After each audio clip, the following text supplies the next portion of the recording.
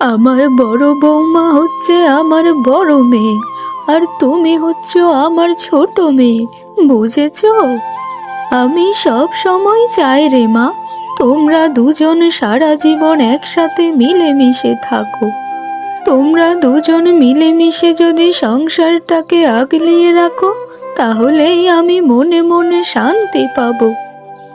মা, আমি আপনাকে কথা দিলাম, আমি কোনোদিনও অভিযোগ করার সুযোগ দেবই না আপনাদেরকে।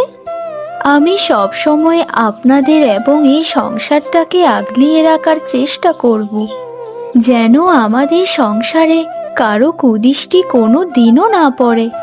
আপনি শুধু আমাদেরকে আশীর্বাদ করুন মা, আমরা যেন সারা জীবন মিলেমিশে একসাথে থাকতে পারি। আমার সবটা আশীর্বাদ তো তোমাদের জন্যই মা। আমি জানি ছোট বৌমা, তুমি তোমার বাবা মায়ের একমাত্র সন্তান ছিলে, তাই কাজকর্ম হয়তো একটু কমই পারো। তবে চিন্তা করো না মা, তোমাকে এই সংসারের এত কাজ করতে হবে না। আমরা তিনজন মিলে যদি এই সংসারের কাজগুলো ভাগ করে নিই, তাহলে সব ঠিক হয়ে যাবে। শুধু তুমি যা না পারো সেই কাজগুলো আমাদেরকে বলো, আমরা সুন্দরভাবে বুঝিয়ে দেব তোমায়। মা, আপনি একদম কোনো চিন্তা করবেন না। আমি যে কাজগুলো পারবো না সেগুলো আপনার থেকে, না হলে বড় দিদিভাইয়ের কাছ থেকে শিখে নেব। আসলে আমি কত ভাগ্যবতী যে এরকম একটা শ্বশুর বাড়ি পেয়েছি। আমার মতো এরকম সৌভাগ্য কয়জনেরই বা হয়। আচ্ছা মা, অনেক তো বেলা হয়ে গেছে, এখনো তো সকালের খাবার রান্না করা হয়নি। আচ্ছা বৌমা, তাহলে তোমরা একটা কাজ করো, বড় বৌমাকে নিয়ে রান্নাঘরের কাজগুলো একটু সামলিয়ে ফেলো। তোমরা দুই যা এরকম ভাবে মিলেমিশে থাকবে যে মানুষ যেন মনে করে যে তোমরা আপন দুই বোন, বুঝেছো? আমি তো এ বাড়িতে এলাম মাত্র 2 দিন হলো মা। সেদিন থেকে বড় দিদিকে আমি নিজের বোনের চোখে দেখি। এই তো আমার লক্ষ্মীমন্ত বৌমা, তোমার কথাগুলো শুনলে আমার খুব ভালো লাগে গো। যাও যাও বৌমা, রান্নার কাজগুলো একটু সেরে ফেলো, আর যেটা পারবে না সেটা তোমার বড় দিদির কাছ থেকে শিখে নিও। ঠিক আছে মা, আমি এখন যাই তাহলে। আপনি একটু বিশ্রাম নিন, তারপর খাবারটা তৈরি হলেই আপনাকে আমি ডাকবো। ঠিক আছে ছোট বৌমা।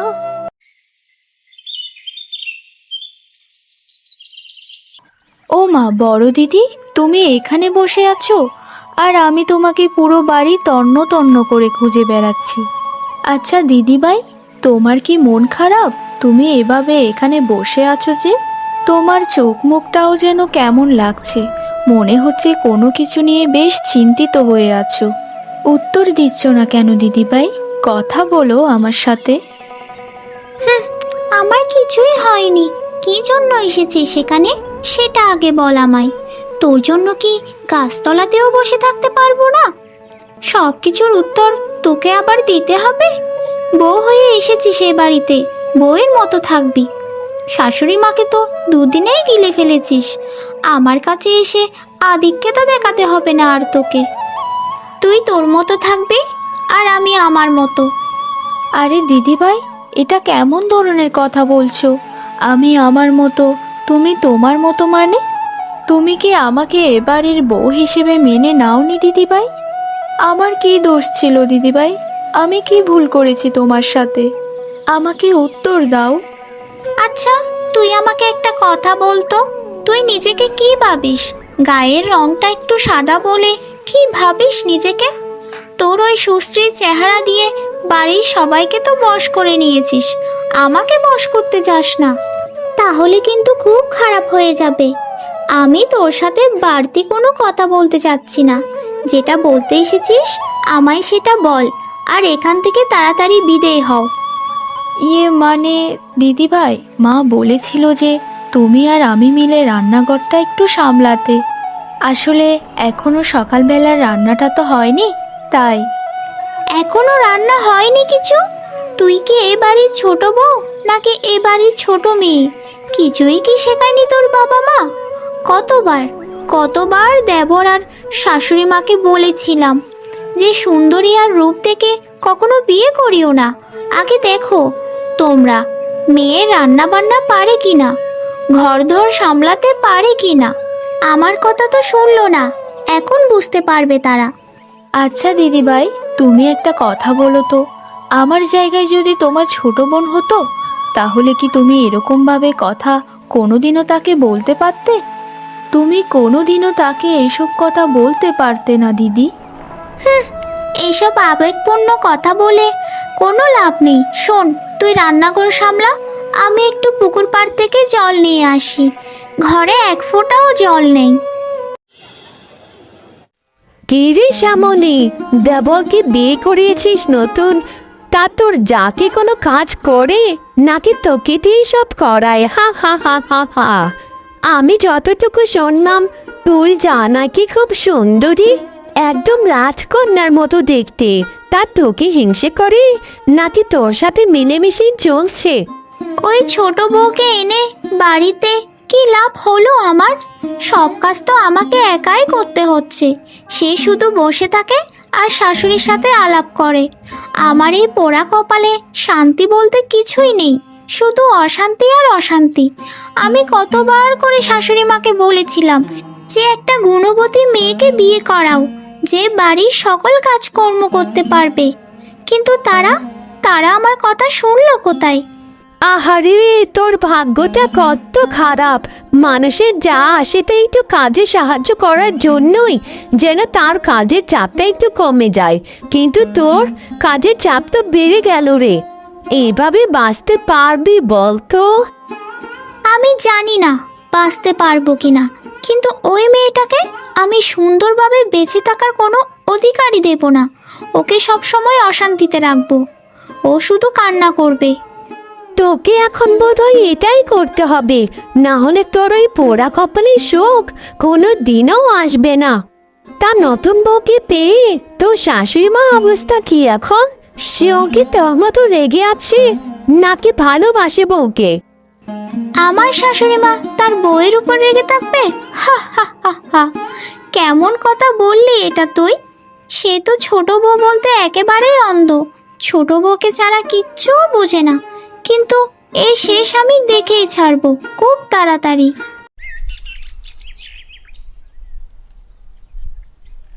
আরে ছোট বৌমা, তুমি রান্নাঘরে একা কেন? বড় বৌমা কোথায়? তাকে তো কোথাও দেখতে পাচ্ছি না। বড় বৌমাকে তো গতকাল থেকেই বলছি যে তুমি কাজ একটু কম পারো, তাই তোমাকে সব কাজ একটু দেখিয়ে বুঝিয়ে দিতে, কিন্তু আমার কথার তো কোনো পাত্তাই দিল না বড় বৌমা।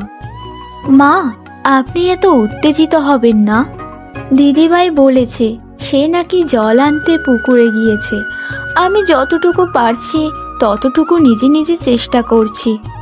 আপনি কোনো চিন্তা করবেন না, আপনি শুধু আমাকে এটা বলুন যে ডাল কিভাবে রান্না করে। আসলে ডাল রান্না করাটা আমি একদমই ভুলে গিয়েছি মা। তোমাকে এখন ডাল রান্না করতে হবে না মা, তুমি যেটা পারো সেটাই করো। ডালটা না হয় বিকালে রান্না করব, কিন্তু বড় বৌমার জল আনতে এত দেরি হচ্ছে কেন সেটাই তো বুঝতে পারছি না। আর তুমি যেদিন থেকে এ বাড়িতে এসেছো সেদিন থেকে বড় বৌমার যে কি হয়েছে সব সময় আমার থেকে দূরে দূরে থাকে। মা, এটা হয়তো আপনার মনের ভুল। আসলে দিদিভাইয়ের শরীরটা হয়তো ভালো না, তাই একটু মানুষের থেকে আড়াল থাকে। আর আমি তো এই বাড়িতে নতুন, তাই আমার সাথে খাপ খাওয়াতে দিদিভাইয়ের একটু সময় লাগবে। আস্তে আস্তে সব কিছুই ঠিক হয়ে যাবে মা, আপনি কোনো চিন্তা করবেন না তো। চিন্তা কি আর সাধে করি গো মা, চিন্তা এমনিতেই মাথায় চলে আসে। মা, একদম চুপ থাকুন তো, এসব কথা আর কোনোদিনও বলবেন না, শুধু দেখতে থাকুন মা। একদিন দেখবেন দিদি ভাইয়ের সাথে আমার এরকম সম্পর্ক হয়েছে যে আপনি নিজের চোখকে দেখে বিশ্বাস করতে পারবেন না। আরে ছোট, তুই এখানে খাবার খেতে বসলি যে? ঘরে কি আর জায়গা নেই খাওয়ার? তুই কি জানিস না যে আমি একা খেতে খুব পছন্দ করি? মানুষের সাথে খাবার খাই না কখনো। যা যা, উঠে তোর ঘরে যা, ওখানে গিয়ে খাবারটা খেয়ে নে। দিদি ভাই, তোমাকে আমি কথা দিলাম, আজকের পর থেকে তোমার সাথে বসে আর কোনোদিনও আমি ভাত খাবো না। শুধু আজকের দিনটা তোমার সাথে বসে খেতে দাও না। তুমি যদি আমাকে নিজের ছোট বোন মনে করো, তাহলে তোমার আর অস্বস্তি লাগবে না আমাকে দেখে। আর শোনো না দিদি, আজকের খাবারগুলো কিন্তু আমি রান্না করেছি, তাই খেয়ে বলবে কেমন হয়েছে। তুই খাবার রান্না করেছিস? ছি, তোর হাতের খাবার আমি খাবো তুই ভাবলি কি করে? তোর এত বড় স্পর্ধা, আমাকে না জানিয়ে তুই তোর হাতের খাবার আমার সামনে বেড়ে রেখেছিস। এমনিতেই তো কিছু পারিস না, তার উপর আবার খাবার রান্না করেছিস। সেটা যে খেতে কেমন হবে সেটা আমার থেকে ভালো আর কেউ জানে না। তোর খাবার তুই খা, আমি গেলাম এখান থেকে। দিদি, এসব তুমি কেমন কথা বলছো বলো তো? আমার হাতের খাবার খাবে না কেন? আমি তোমার কি ক্ষতি করেছি বলো? আচ্ছা দিদি, আমি কি কোনো দোষ করেছি কি যেটার জন্য তুমি আমার উপর এত রেগে আছো? আমি যতই চাচ্ছি তোমার কাছে যেতে, ততই তুমি আমাকে দূরে ঠেলে দিচ্ছ। আমি তো কিছুই বুঝতে পারছি না দিদি। তুমি কি আমাকে মোটেও পছন্দ করো না? পছন্দ অপছন্দের ব্যাপার এখানে আসবে কেন? আমি কাকে পছন্দ করব নাকি অপছন্দ করব, এটা আমার একান্ত ব্যক্তিগত ব্যাপার। সব কিছু তোকে বলে বেড়াতে হবে নাকি? শোন, আমি ভালোই ভালোই বলছি, খাবারগুলো চোখের সামনে থেকে নিয়ে যা, না হলে কিন্তু লাথি মেরে খাবারগুলো ফেলে দেব। না না না দিদি, তুমি এমন কাজ করো না, আমাকে এ পাপের ভাগীদার করো না তুমি। খাবারের উপর এভাবে লাথি দিও না, এতে যে বড্ড পাপ হয় গো।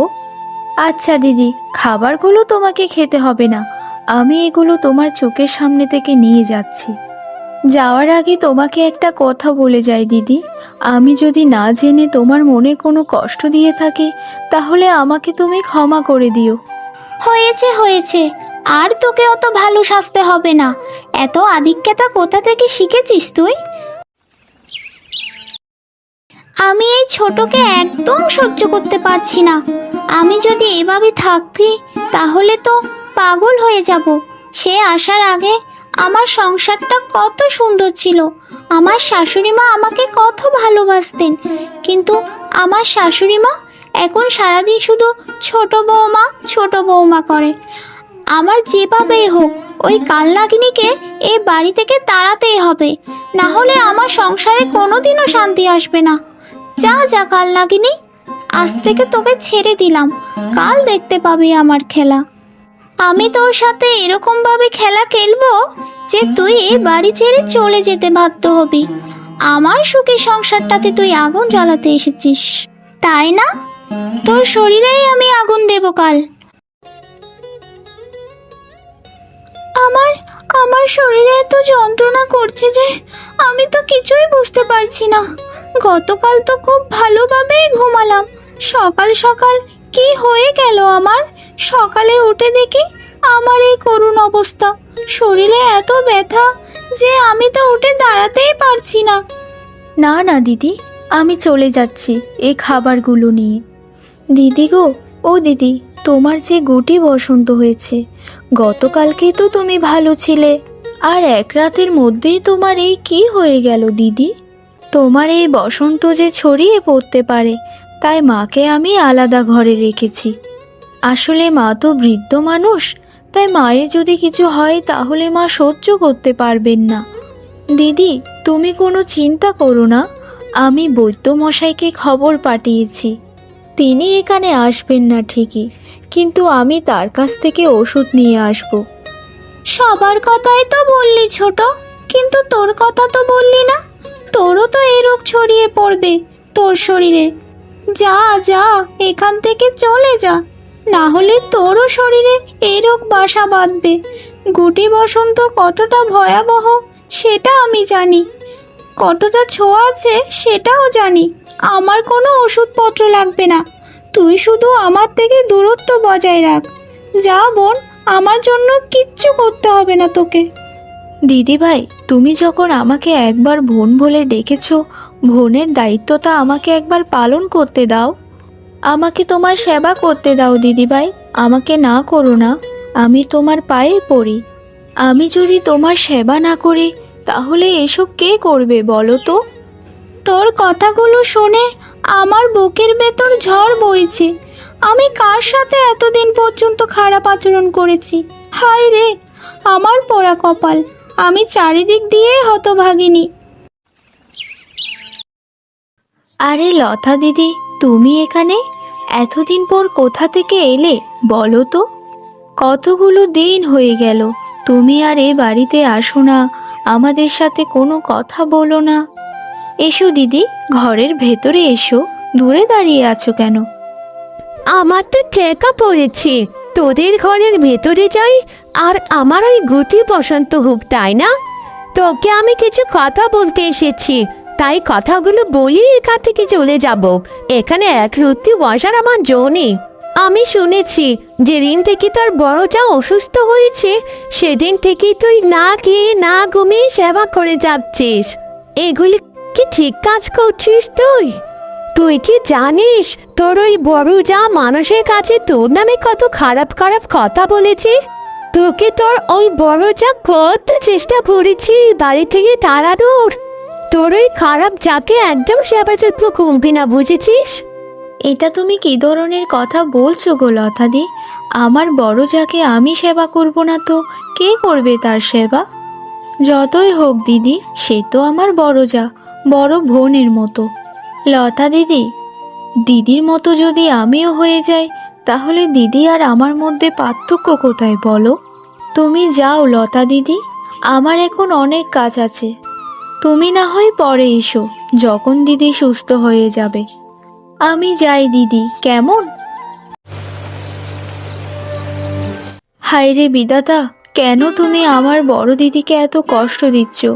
এতগুলো ওষুধপত্র খাওয়ালাম, তবুও তো দিদির কিছুতেই কিছু হচ্ছে না। সুস্থ হওয়ার কোনো নামই দেখছি না। দিদির শরীর দিনকে দিন শুধু খারাপই হচ্ছে।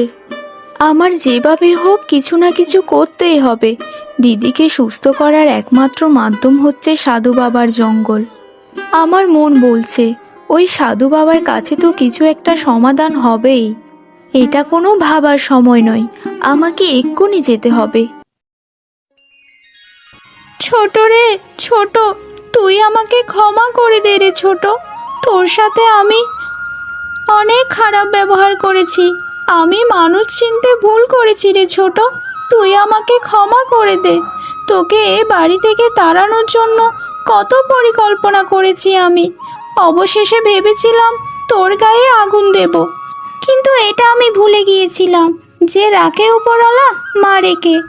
চোখের জল মুছে ফেলো দিদি, আমি তো তোমাকে সে কোন দিনই ক্ষমা করে দিয়েছি। মানুষ তো মাত্রই ভুল করে, তাই না দিদি? তা তুমি ভুল যখন করেই ফেলেছো, তাই তুমি ক্ষমাও চেয়েছো, তাই তুমি এখন সম্পূর্ণ নির্দোষ। চলো না দিদি, সব কিছু ভুলে গিয়ে আমরা একসাথে মিলেমিশে বসবাস করি। বড় বৌমা, ছোট বৌমা, তোমাদের এই দিনটা দেখার জন্যই বোধহয় আমি এতদিন বেঁচে ছিলাম। সেই শুরু থেকে আমি তোমাদেরকে বলছি যে আমার কোনো মেয়ে নেই, ছেলে দুটো শহরে থাকে, আর তোমরা দুজনই আমার মেয়ে। তোমরা দুজন ঘরে যাও বৌমা। আজ আমি তোমাদের দুজনকে মনের মতো রান্না করে খাওয়াবো। আজকে থেকে শুরু হবে আমাদের নতুন সংসার, আমার দুই মেয়েকে নিয়ে।